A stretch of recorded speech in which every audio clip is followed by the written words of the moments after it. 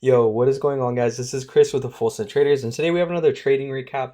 I wanted to cover this week, why was it so difficult? How could you have capitalized by trading just one day? And the exact context around why you should have only been trading this day. But let's get straight into it. First things first, let's cover every day. What did price action look like? And why should we have avoided most of these days? Going over to Monday, we traded down. We had a fair value gap. We did deliver bearishly off of it, but this is a 30-minute chart. If you look over on New York AM session, right here's the open. We drop. We consolidate for about 2.5 hours, and then we start to move. I don't really see any type of setup there. Going into Tuesday, Asia range expanded. New York game session did not. It simply consolidated for the next couple hours. Lunch session did end up moving. However, there's really no good setup again. Going into Wednesday, consolidation the entire day. And then we finally saw our news event play out.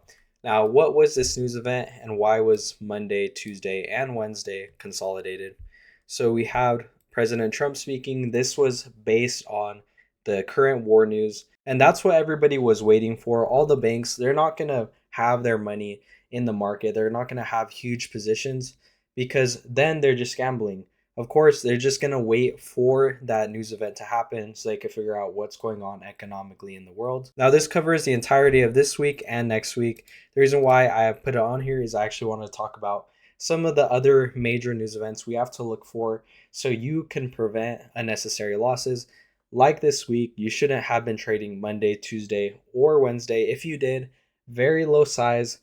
If you take any losses, they should not be affecting your accounts tremendously or at all in any way. If you want to take a few trades just to get that itch off, you're going to want to be extremely low size. Finally, Thursday, what had we been waiting for? We were waiting for that Wednesday news events, which was President Trump speaking.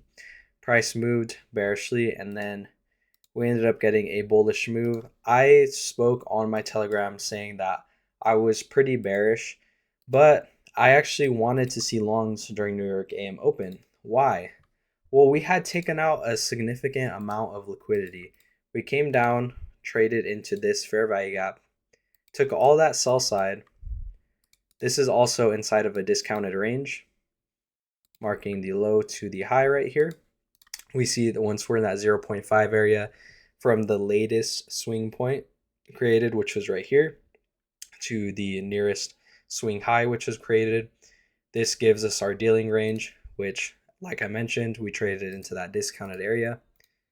Now coming down to some of the, still the higher time frame, but you can see right here we had London high. We had some more highs in here that were built up. Price traded down into that 4 hour, like I mentioned. Now, what does AM Open look like? We came down, swept some liquidity down here, and then this is where we started to see our setups form.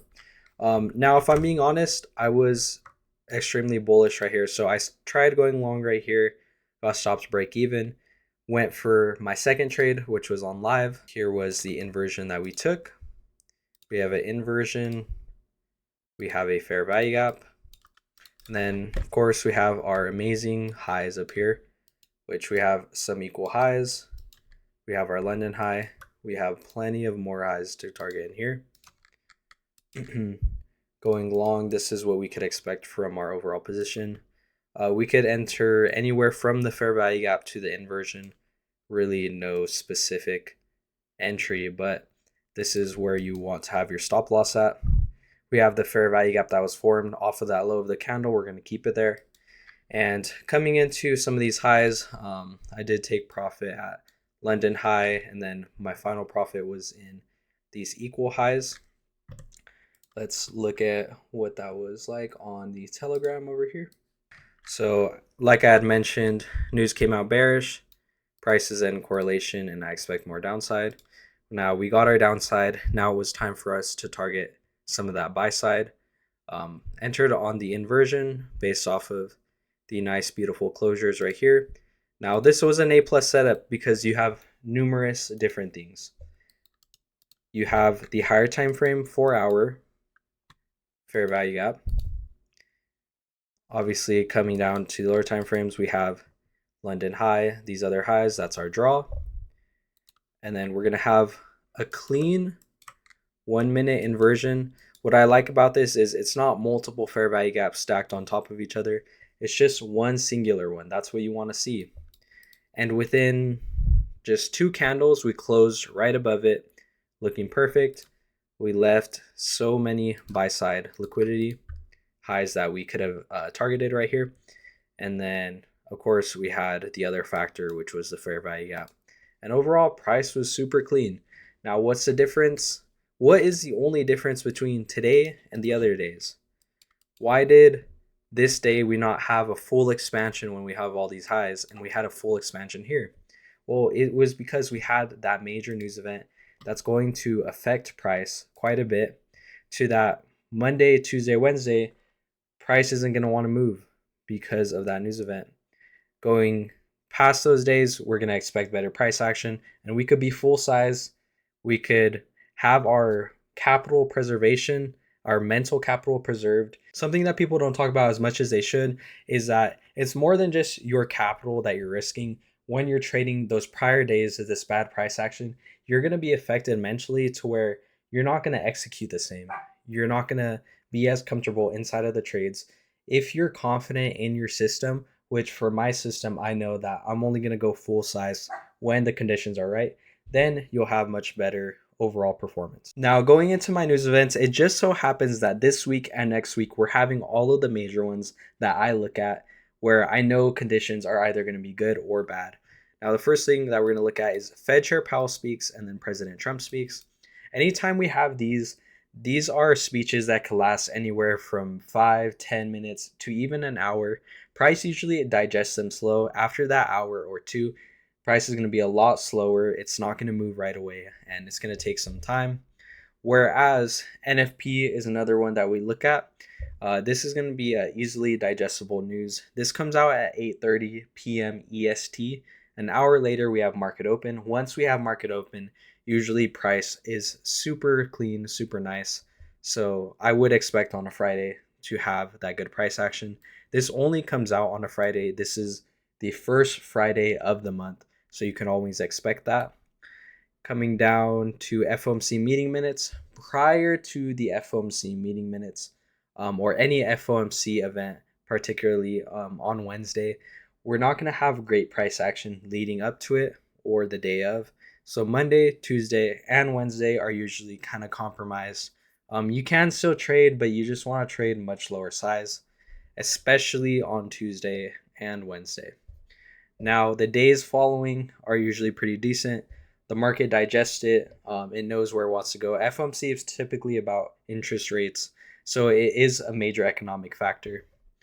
Going over Friday, we have CPI. Now, CPI is our other major news event. The day before, it's usually not as clean price action, but the day of CPI, it's a fast, digestible price action. Just like NFP, price is going to move cleanly right after. So looking at these 2 weeks, they're very rough. However, knowing that we took a win on Thursday, we had a 1 to 5 RR trade. That one trade is making our entire week. And if we kept on getting slammed, let's say we took losses on Tuesday and Wednesday, and we're going into we're going into Thursday very rough, then we're not going to be as well sized. We're not going to be able to hold the trade as long because mental capital is not going to be preserved, and we're not going to be able to execute as well had we just been patient. So going over into this week, we're probably going to get pretty good price action on Friday. But can you wait that long? Can you wait that long and wait out this whole week without taking any major losses? I don't know. If you're disciplined, you will. If you're not, then you might fail. Now, this is why I say you have to have other things other than just trading. You can't solely be focused on trading because every single day you're going to be stressed, you're going to be worried, you're going to be thinking about that next trade and how you can't trade as well the rest of this week. Whereas me, I'm not really worried about it. I'm going to go into Friday into CPI ready to execute as always. But if you guys enjoyed this video, if you guys learned anything, make sure you comment down below. Let me know. Also hit the like and subscribe button. I'll catch you guys in the next one. Peace.